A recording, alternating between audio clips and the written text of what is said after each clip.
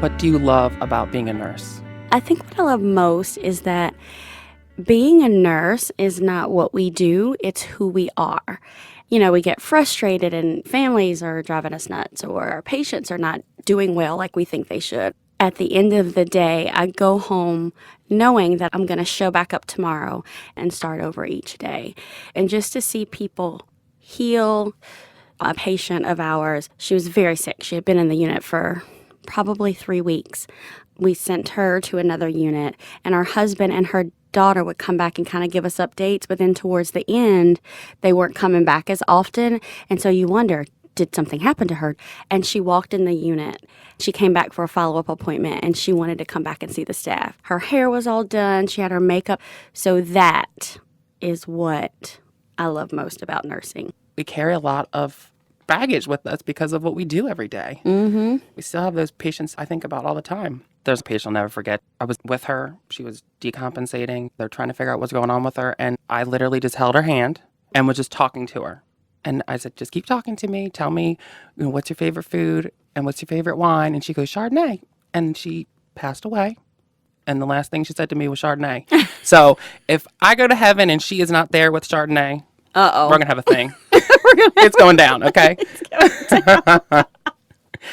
So is there a particular patient that stands out to you that has inspired your nursing journey or that gives you the drive that you clearly have?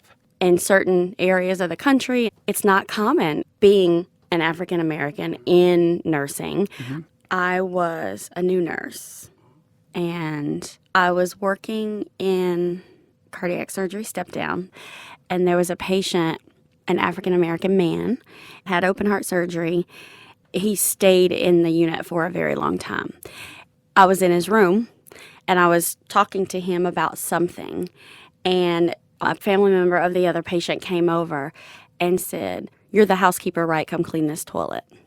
That upset me, but he intervened and he said, "Sir, she is not the housekeeper.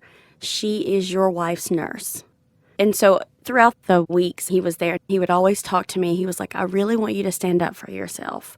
I was asked to come into the ICU by Dr. Blackwell, and I was like, "No, I'm not ready." It was not because I wasn't ready. I wanted to, but I was like, there's nobody else that looked like me. And he was like, "You can always say that you're not ready, but you need to figure out what it is that you want to do and how you want to advance."